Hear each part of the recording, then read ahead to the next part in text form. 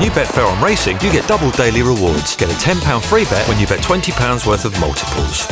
Well, welcome along to the Timeform and Sporting Life Weekend Best Bets video. Delighted to be joined by David Johnson and Matt Brocklebank, who's having one or two earphone issues. He's fully plugged in now to look ahead to the weekend's feature action. Before we do, please don't forget Timeform Race Passes now only £30 per month for the best data analysis available. And the Sporting Life app on both Android and Apple is available and has free video form for all races in the UK and Ireland. But let's crack on. It's the Betfair Chase weekend, so let's talk about the Betfair Chase. David, it's at Haydock on Saturday. The one thing that's slightly different is not deep ground. We're racing on good to soft going, and we've got a crackerjack Irish chase at over 2 with A Plus Tard. How do you see the Grade 1 feature? Yeah, I mean, they've been betting on this for a while, haven't they? And we're talking about it in the week. My views haven't changed a huge amount from that, but it's really good that we've got A Plus Tard coming over. He adds a real top-notcher, doesn't he, to this race? Obviously, his Gold Cup form is one of those pieces of form that is a standout compared to what all these others are capable of at present. And it's just a case of whether you take the view that obviously his season is perhaps going to be geared towards Cheltenham in March again. That's not necessarily the case with all of these. It could be that it's their cup final, whereas A Plus Tard has other bigger targets. Did notice, actually, quite interestingly, the Irish have never actually won the Betfair Chase yet. So obviously they won't have too many better chances than what they'll get on Saturday. So yeah, it'll be interesting to see if Henry de Bromhead does have him absolutely A1 ready for this day. Matt, we've been used to the Irish domination in recent years. This is a new one, coming to try to take Bristol de Mai's throne at his beloved Haydock. What chances of him raising the roof with a fourth win? Well, I think he's probably the real reason why punters can't just dive in 2 feet with A Plus Tard, because really A Plus Tard should be winning this. If he does resume anywhere near that peak, he's obviously got £8 in clear on Timeform ratings, but Bristol is the one lurker, isn't it? And I know, obviously, on heavier ground, I think certainly Daryl Jacob in his column and speaking this week has sort of said clearly they would have preferred much softer ground for this. And that's the obvious thing. Now, he has got a bit of decent ground form, including when winning this race a few years ago. But Bristol's kind of the one horse in there where you just think you can't possibly be all in on A Plus Tard. Otherwise, I think the rest have quite a lot to find in all honesty. The one that stands out for me in terms of targeting this race, Next Destination would be a really interesting horse, I think, for this race. Obviously, we know what Paul Nicholls is capable of when it comes to this race. He's fitted first-time cheek pieces to him. He clearly could have run in the Ladbrokes Trophy. Now, whether that's speaking volumes about Enrilo's chance, the stablemate at Newbury next weekend, probably. But Next Destination's form's really, really good. Everything he did over fences last season, even over hurdles when he was second to Roxana, who went on to be, one of the leading staying hurdlers last season. He finished second to her at Wetherby first time out. Then he went and beat one for the team in a nice little race at Newbury. And then he gave weight to Fiddler on the Roof. So I think we're looking at a progressive horse there, despite his age. He's the one in the field with just 3 chase starts under his name. And I'd much rather side with him than Waiting Patiently, Clondor Castle or Imperial Aura. So Next Destination is kind of the one lurker. If you're looking at this race as a dead 8, maybe an each way bet, he's probably the one. But it's a no bet race for me because I think A Plus Tard really will win.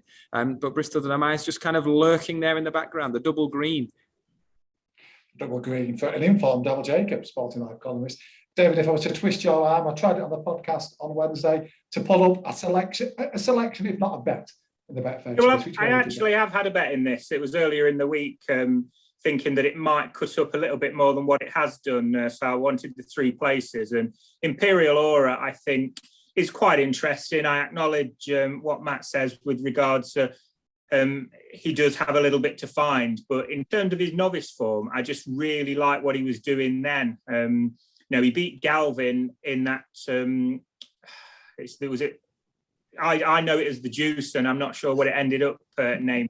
Yeah, exactly. Yeah, exactly. And that always used to work out really well. And he beat Galvin in that. And you see what he did to Galvin compared to what Next Destination's form ties in with Galvin from the 4 miler that isn't 4 miles either. Then you have to give him a little bit of a chance. He's had a breathing up. Things went wrong. He bled in the Ryanair. But I also like the angle that there isn't a great deal of pace in this. I'm not convinced. And David Bass, he tends to ride his horses pretty aggressively. I think Imperial Aura will be on the speed.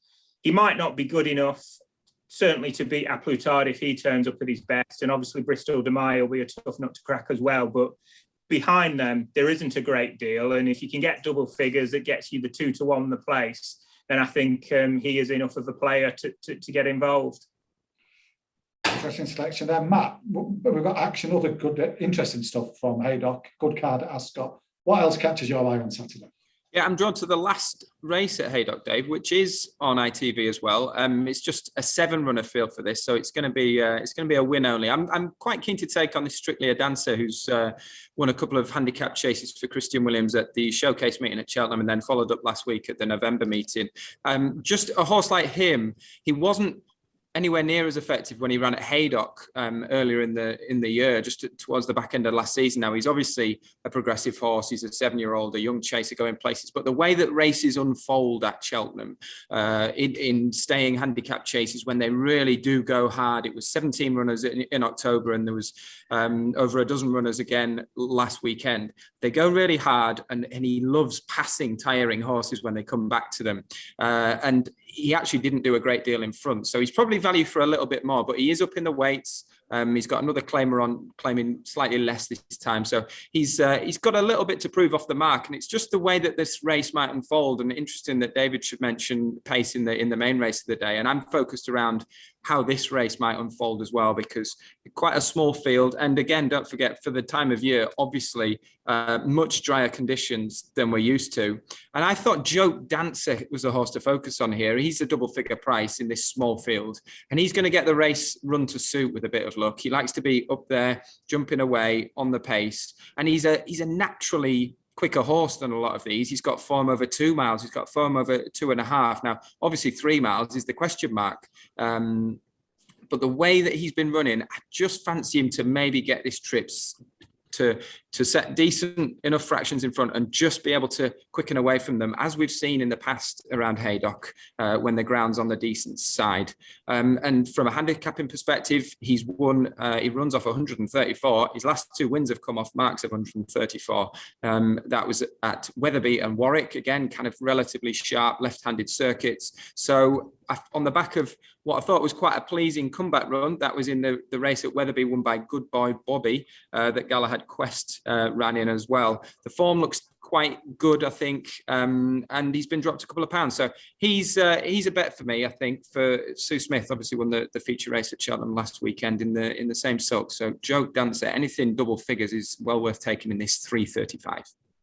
Well, David, you found us a double figure horse in the Betfair Chase. You've got everything bar the last at Haydock to go up now. What else catches your eye on Saturday?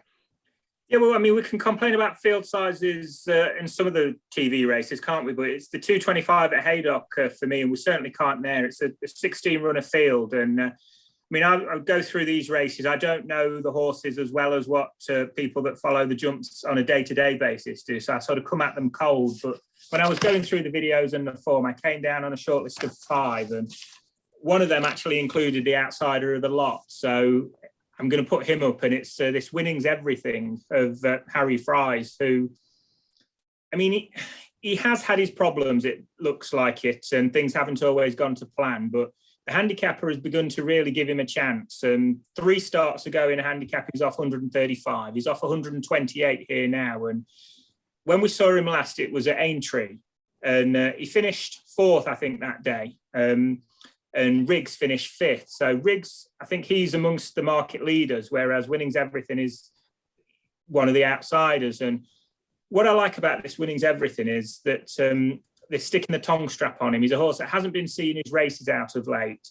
And the trip might be an issue as well. But like I say, I'm putting my faith in the fact that he's not been getting home because he's been having issues with his wind. So they had a breathing up ahead of his last run. They've now gone for the tongue tie.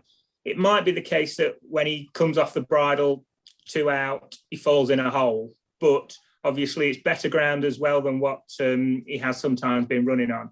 And just looking at these, I thought it wasn't a particularly short list that I came up with. He was like one of 5 or 6 that I was interested in, but I just couldn't have him that he was the outsider of the lot. So small each way play on winning's everything for me.